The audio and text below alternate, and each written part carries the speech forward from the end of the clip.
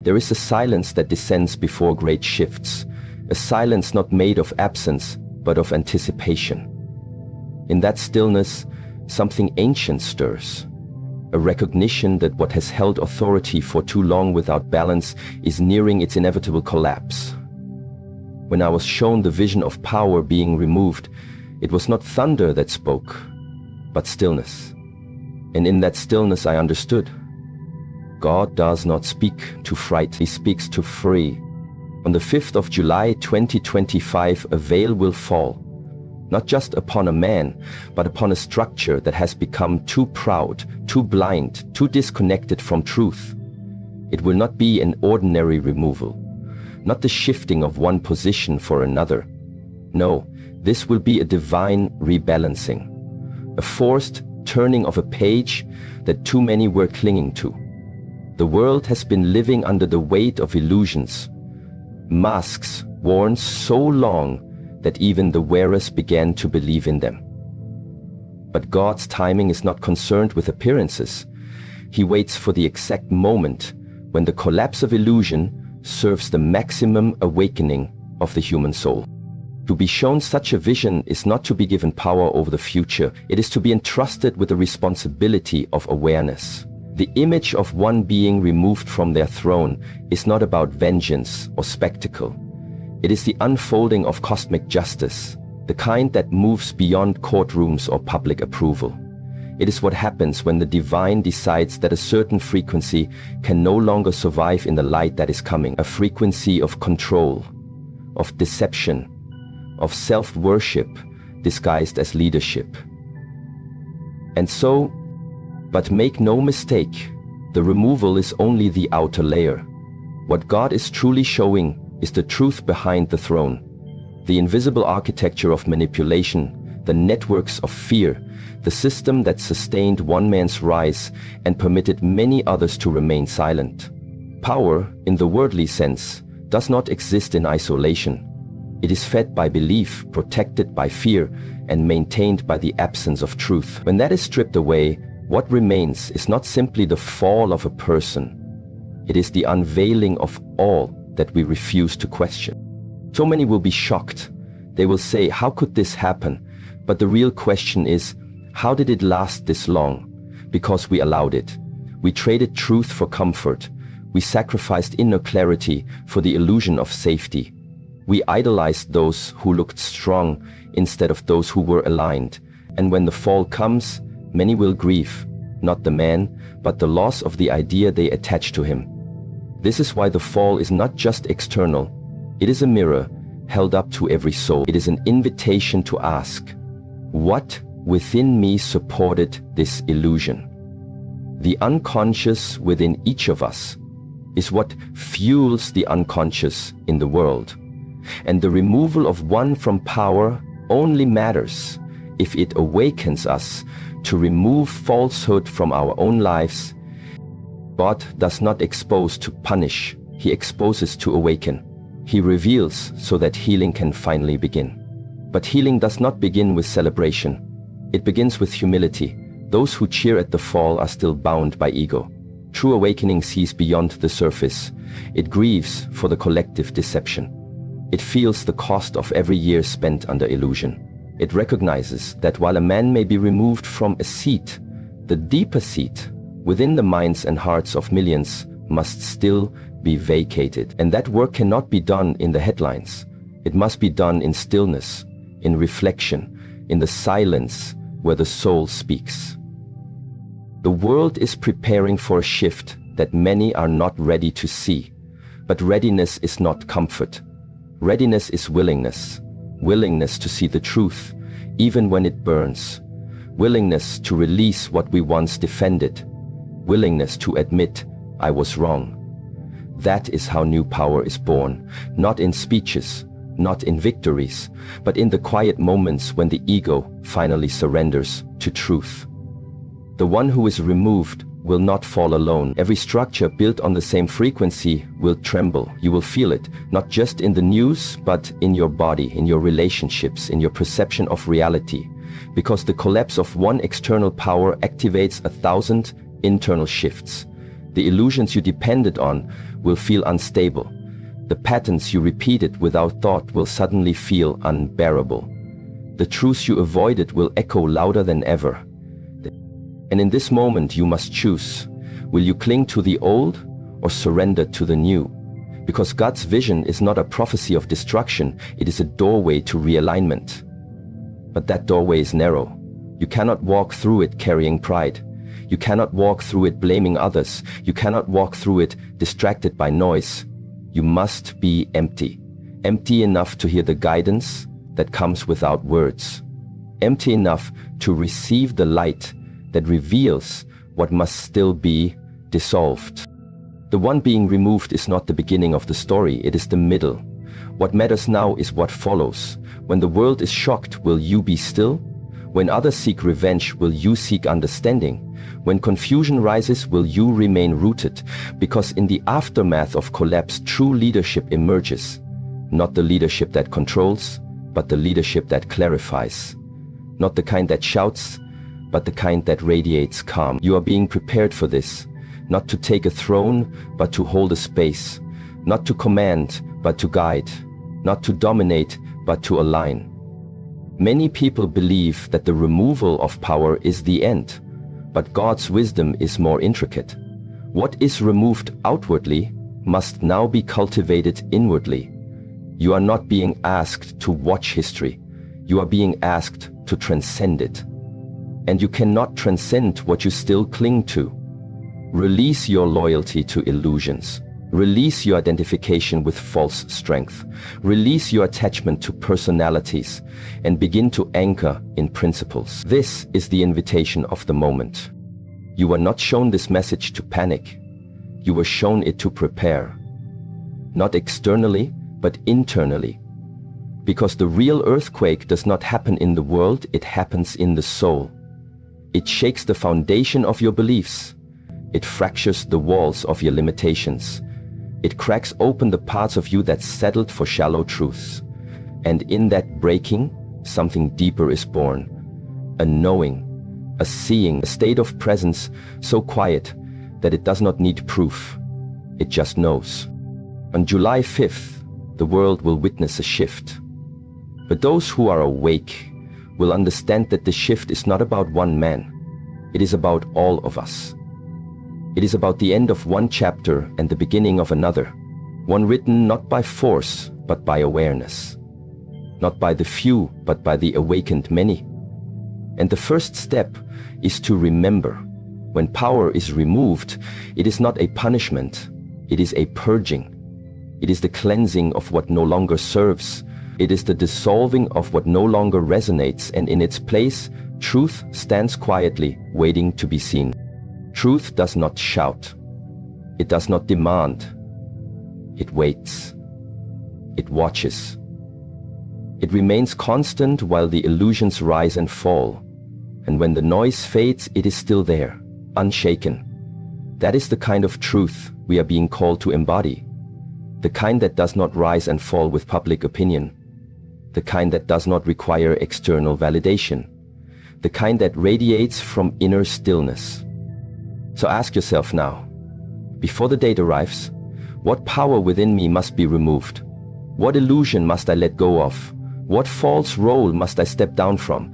Because the shift is not only about the one, it is about everyone. Each of us carries a small throne inside, one that the ego sits upon, making decisions rooted in fear, image, and control. But now, that throne must be vacated. The soul must return to its rightful place as guide.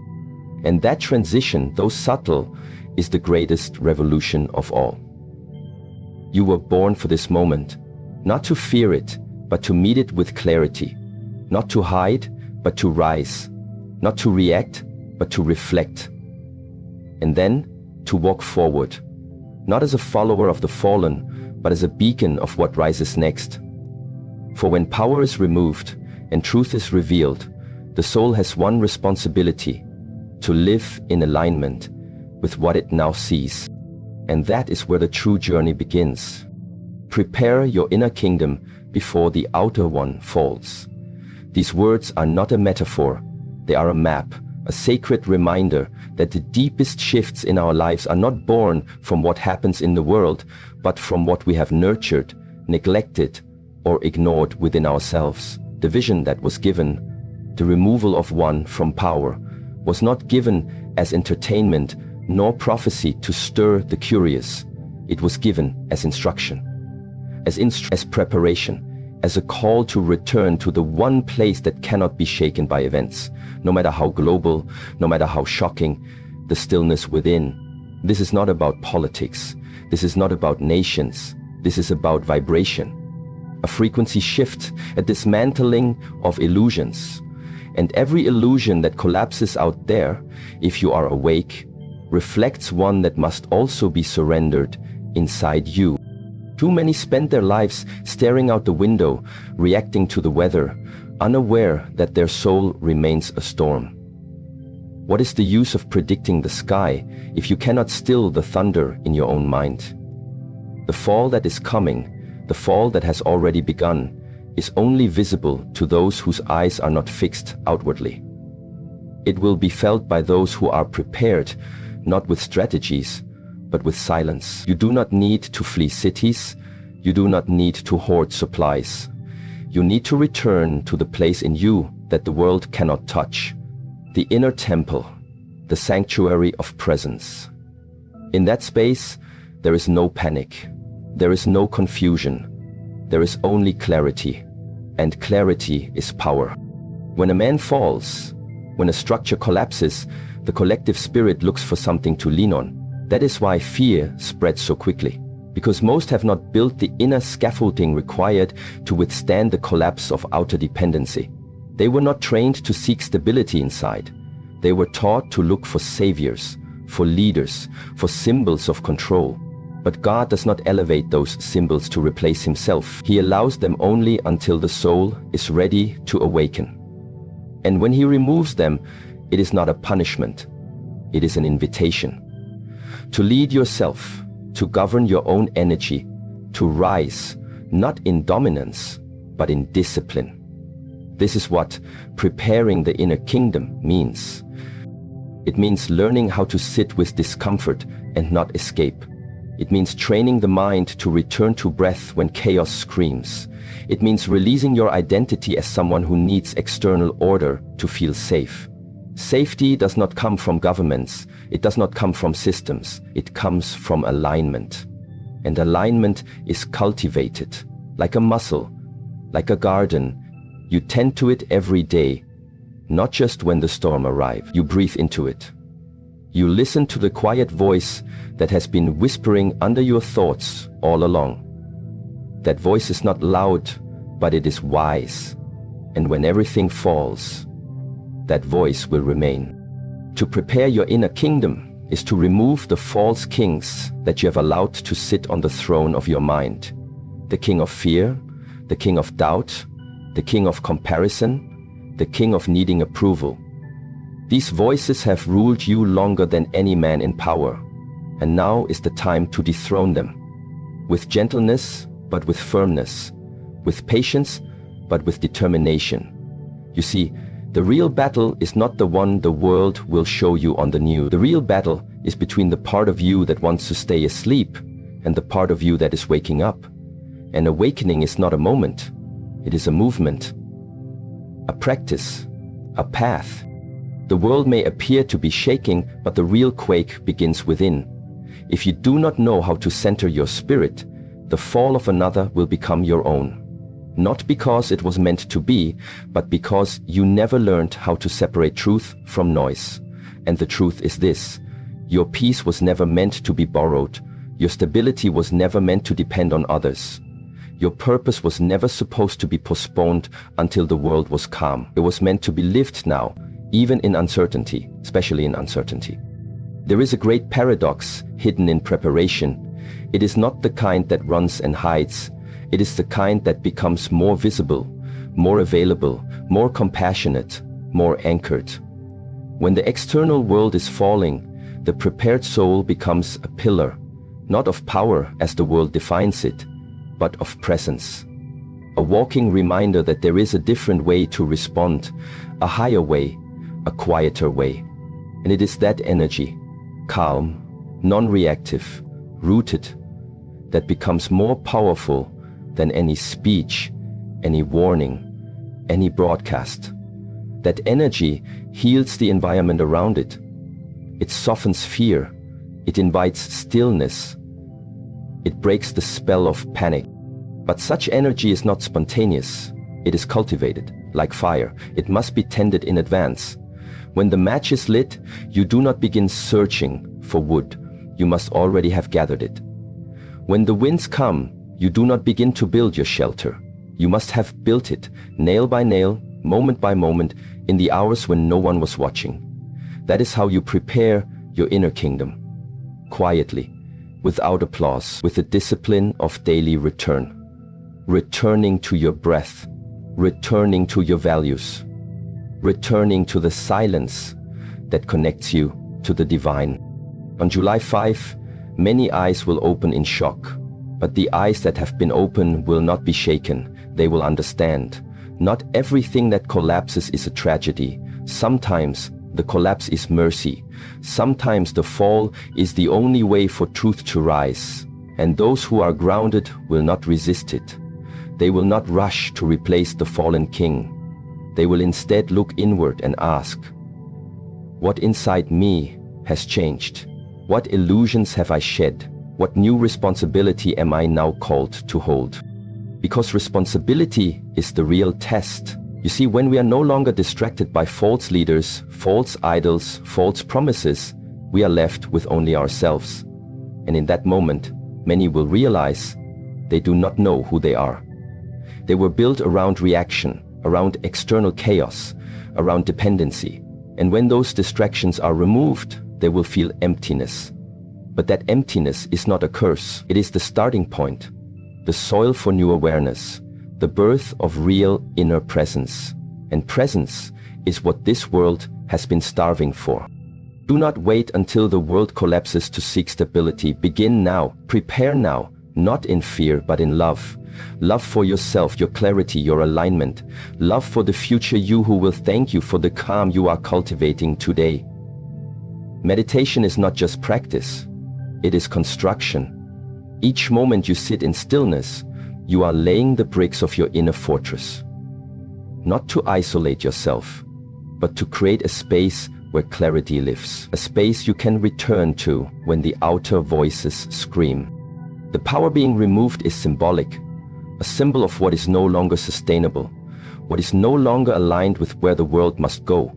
But the real story is the transformation that it will trigger in the collective spirit.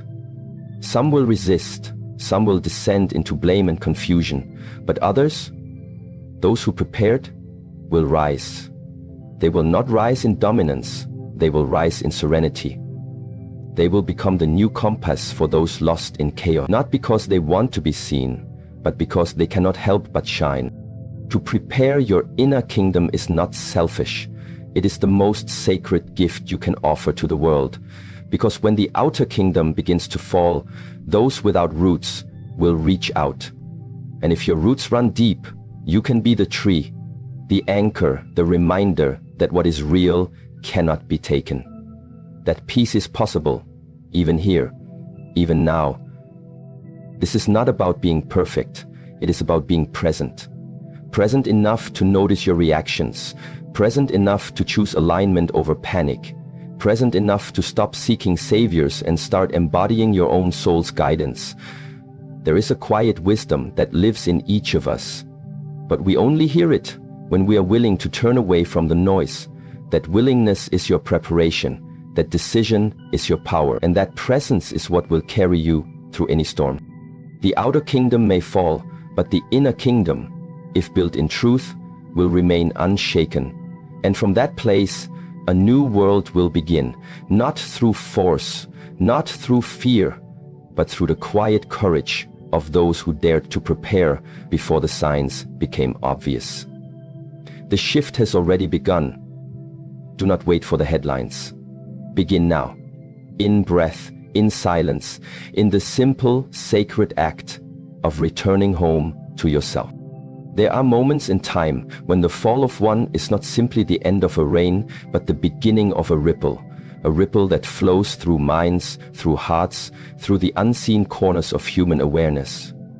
A single event, a collapse, a removal, a dethroning, can shatter the illusion of permanence and remind the soul that power is not eternal unless it is aligned with truth. When God showed me the vision of a man being removed from power on July 5, 2025, I did not see merely a political shift. I saw the cracking open of a collective trance. I saw the hypnotized awaken. I saw eyes, long kept shut by comfort, by fear, by tradition, begin to open not because they were told, but because they could no longer ignore what was happening inside. The fall of one because the alarm clock for millions, not because they cared for him and not because they hated him, but because in his fall something they believed about the world began to crumble. A story that held their worldview together started to dissolve. That story might be about power, about security, about leadership, or even about God. And when stories dissolve, identity is shaken. But it is through that shaking that the soul has a chance to stand. For too long, people have been taught that awakening is soft, gentle, romantic. But awakening, when it is real, begins with a shattering. It begins with a collapse. Something false must die before something real can live. The one who falls may appear to fall alone, but he falls with the weight of countless unconscious agreements that allowed deception to live, that permitted truth to be ignored, that rewarded performance over alignment. When that structure falls, it is not just one life. It is a symbol of all we tolerated, all we excused, all we avoided. That is why the fall stirs so many reactions. It is not about the man, it is about what we see of ourselves in him. And when the outer mirror breaks, the inner denial breaks with it. People begin to feel what they refused to feel. They begin to ask what they never dared to ask. They begin to remember what they had forgotten in the rush of routine. The awakening that follows is not loud. It is not on the news. It is not on stages. It happens in bedrooms, in hearts, in quiet conversations between the soul and the self. A person looks into the mirror and says, "What else have I blindly followed?" They ask, "Who else have I given power to that never earned it?" They whisper, "What if I was wrong?" These are the sacred questions. These are the tremors of real awakening. Not the questions that seek to blame, but the questions that seek to see. Because to awaken is to see through the veil that once comforted and controlled. Many will not understand. They will think the event was just a scandal, just a political shift. But those who are attuned know this is spiritual. This is energy rising. This is light entering where darkness hid for too long. This is God removing what blocks the collective from ascending. And when something is removed by divine will, it is not only because it was harmful, it is because the people have reached a threshold, a point of spiritual readiness. A point where they can no longer evolve under illusion, and so illusion is taken away, even if it hurts. This is how grace often looks. It does not come wrapped in comfort, it comes wrapped in disruption. Because only in disruption does the soul become fully alert. That alertness is awakening, that trembling in the gut, that unease in the chest, that cracking in the mind. It is the birth of a new way of seeing. The fall of one opens the inner eyes of many, and what they see they cannot unsee. They see how they gave away their power. They see how they confuse charisma with truth. They see how silence was never safety, it was complicity. And now there is no going back. This is why God allows these moments, not to punish, but to pivot, not to destroy, but to expose. And through that exposure, humanity is offered a window, a narrow, brief opening into a higher awareness. But that window does not stay open forever. It requires courage to step through it, courage to admit you were asleep, courage to let go of the stories that defined you, courage to begin again, but this time from presence, this time from within. The awakening of many is not always dramatic. Some will feel it as a whisper, a strange stillness that follows the noise. Others will feel it as a fire, a rage against everything false. Some will walk away from long-held beliefs. Others will suddenly remember their purpose, their soul's mission, as if something ancient was reawakened. You see, the fall was never just about power being removed. It was about space being made, space for something truer to rise. But only those who are present can receive it. The world will say, "Who will lead us now?" But the awakened do not ask this question, because they know the era of blind leadership is ending. The era of dependency is closing. This is the era of sovereign alignment, where every soul becomes responsible for its own truth, where guidance is no longer outsourced, where God is no longer found in institutions, but in silence, in breath, in awareness. There is something deeply humbling about watching the mighty fall. It reminds us that all things built without truth will eventually crumble. It reminds us that nothing hidden stays hidden forever. It reminds us that energy does not lie, even when words do. And so the awakening begins not with noise, but with honesty. Brutal, liberating honesty. I ignored the signs. I clung to the lie. I believed in the image, not the energy. These confessions are not shameful, they are sacred. They are the first steps out of the trance. Do not fear the fall. Fear the refusal to awaken after it. Fear the urge to replace one illusion with another. Fear the temptation to fill the silence with noise. Because in that silence, something sacred is waiting. The soul does not scream, it waits. And when the old collapses, the soul quietly whispers, "Now, are you ready to hear me?" The ones who awaken now will not look like the leaders of before. They will not crave applause. They will not chase followers. They will radiate alignment. Their power will not come from titles or platforms. It will come from inner coherence, from living in integrity when no one is watching, from choosing stillness over strategy. These are the new pillars, the ones who rise, not above, but within.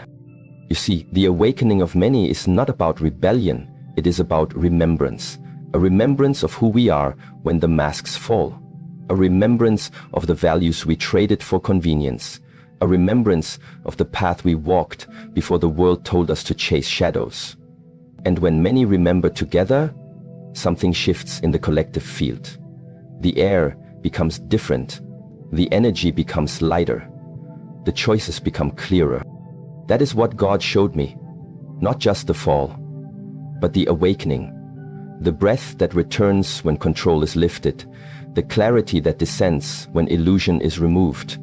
The sacred chaos that births new order. Not imposed from above, but emerging from within. This is why the timing is divine. Because the world is ripe. Not for more systems, but for more soul. Not for louder leaders, but for quieter wisdom. Wisdom is rising. Like a tide, like a hum beneath the noise. Each person who awakens becomes a tuning fork. Their presence vibrates. It touches others, not with effort, but with frequency. And soon, one becomes two, two become four, four become 100. This is how awakening spreads. Not through force, through frequency, through resonance, through remembrance. The fall of one reveals the awakening of many, because it interrupts the pattern, it breaks the loop. It shocks the system just enough to create a crack, and in that crack, light enters. And those who have waited for that light, even without knowing it, begin to stir. They begin to feel the call they had buried. They begin to walk a different path, not louder, but truer. You will know these souls. They will not need to speak loudly. Their eyes will tell you everything. Their presence will remind you of your own. They will not seek to convince. They will seek to become. And in becoming, they become the evidence that God is still moving, that spirit is still working, that awakening is not a myth, but a movement. This is the moment, not of endings but of emergence, not of fear but of frequency. And if you are reading this now, you are part of it. Not a bystander, not a spectator, but a participant in the sacred return. Return to truth, return to stillness, return to the soul. Let the fall open you. Let the awakening reach you. Let the silence speak to you.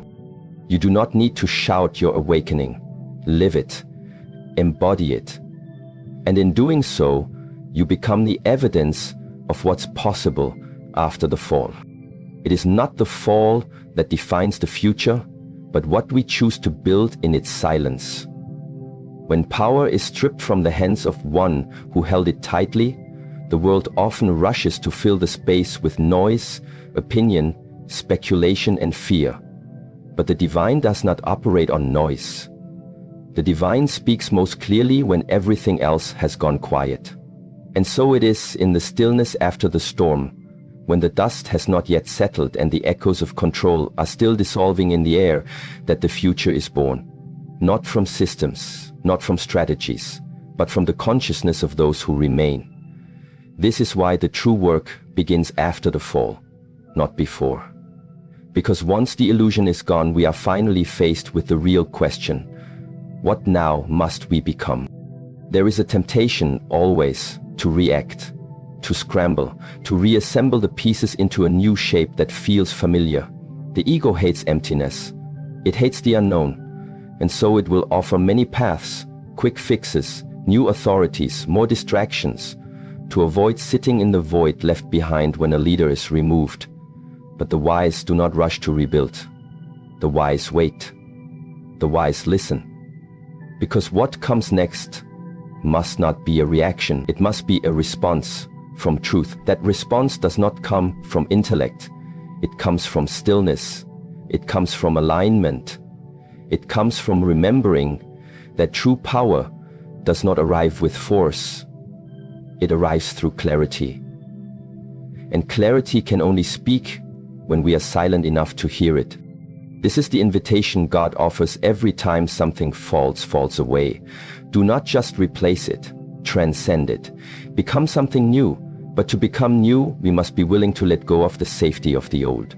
We must walk through the in-between, the threshold, the sacred space where the old world no longer holds us, but the new world has not yet formed. That space is uncomfortable. That space is vulnerable. That space is vulnerable. But that space is also holy, because it is in that space that we decide not what the future will be, but what we will be inside of it. The fall of a man, no matter how powerful he seemed, is nothing compared to the fall of unconsciousness. That is the deeper shift. When unconsciousness loses its grip on the collective mind, when people no longer nod blindly, when eyes once closed begin to see, that is when transformation truly begins. And transformation does not begin outside. It begins with one breath, one decision, one soul saying, I will no longer live from fear. That is how the future begins, not with laws, not with speeches, but with presence, deep, unwavering presence. You must understand that presence is not passive. Presence is active surrender. It is the choice to be fully here, fully awake, fully responsible for how you respond to what is happening. You are not responsible for the fall, but you are responsible for your frequency in the aftermath. You are responsible for what you radiate into the field. You are responsible for whether your words heal or divide, whether your energy anchors or amplifies chaos. That responsibility is sacred. It is the power you hold even when others lose theirs. And now is the moment to use it. When God removes someone from power, He is not only clearing space, He is also revealing the parts of us that were hidden behind their shadow, the dependency, the blame, the comfort in not having to lead ourselves. And when that shadow is gone, the mirror is clean. We see ourselves more clearly, and that clarity can feel harsh at first. It can reveal how often we waited, how often we avoid it, how often we followed instead of listening to the guidance within. But do not use that clarity to punish yourself. Use it to begin. Begin again. Begin with deeper intention. Begin with stillness as your compass. In the aftermath of collapse, the future is shaped not by what people say, but by what they embody. If we want a world rooted in peace, we must become peace. If we want truth to rise, we must speak truth, even when it costs us comfort. If we want power to be just, we must ensure our inner power is pure, not born from ego, but from awareness. This is the deeper path of spiritual maturity. It is easy to watch someone fall. It is harder to rise within yourself when no one is watching. So ask yourself now, in the quiet, in the space where the old power once stood, who am I without that external force? What do I choose to carry forward? What will I release? And what will I build? Not from fear, not from urgency, but from alignment with the divine. Because you're always building something. With every word, with every thought, with every intention. The question is not whether you are creating. The question is whether you are creating from truth.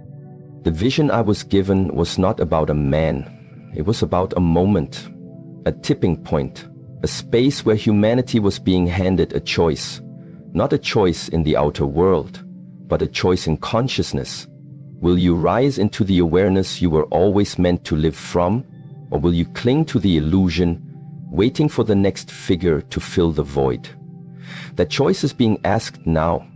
It is asked not with words, but with energy. It whispers in your restlessness. It stirs in your discomfort. It sings through your longing. The longing to live from something real. The longing to no longer pretend. The longing to align. And in that longing is the seed of the new future. But a seed must be planted, it must be nurtured, it must be protected from the noise that says, hurry up, decide, fix it, solve it. The world will demand quick answers. But the soul knows that the sacred cannot be rushed. The sacred must be honored. And that means allowing this silence to shape you before you try to shape the world. That means letting God rewire your perception before you go out and build with old patterns. That means becoming so still, so rooted, so clear, that when the time comes to act, you act. Not from habit, but from the deepest alignment with your purpose. And purpose is not a role, it is a resonance. It is the energy you carry when you walk into a room. It is the vibration you hold when no one is listening. It is the silent commitment you make to live from truth, even when the world rewards lies. And now, in the absence of the old power, your purpose becomes more visible, not because it changed, but because the distractions have fallen. And what remains is your essence. And what remains is your essence. That essence is needed now, not in speeches, not in declarations, but in the quiet ways you hold space. The way you breathe when others are panicking, the way you listen when others are shouting, the way you remain rooted in presence when the world sways between confusion and control. That energy is leadership, not the kind that seeks followers, but the kind that radiates alignment so powerfully that others remember their own. This is the power God is restoring to his people, not the power to dominate, but the power to hold truth, to hold peace, to hold clarity, to hold space for others to awaken. And that power begins with the decision to no longer be moved by what falls, but by what rises within you. Because what rises within you now, in this moment, is more important than anything that collapses outside. So be still. Not because you are doing nothing, but because you are doing the most important thing. Listening. Listening to the soul's instructions. Listening to the divine frequency that speaks beneath the noise. Listening to the soft, steady voice that says, "Be not afraid. I am doing a new thing." That new thing begins in you. It begins in how you see, how you respond, how you lead your own energy. Because in the days to come, others will look for direction. And if you are still, if you are grounded, if you are aligned, You will not need to say much. Your presence will be enough. Let this be the foundation of what comes next. Not a new structure built on old fear, but a new way of being born from stillness. Let the fall be honored, not with panic, but with prayer. Not with replacement, but with reflection. And not with vengeance, but with vision. Because vision is what God gives in the silence. And it is from that vision, not reaction, that the new world will begin. The silence after the fall is sacred. It is where the soul speaks clearest. It is where the future takes its first breath, and it is where the awakened ones are being called, not to lead with noise, but to build with presence. Let that presence be you. Let that presence be now.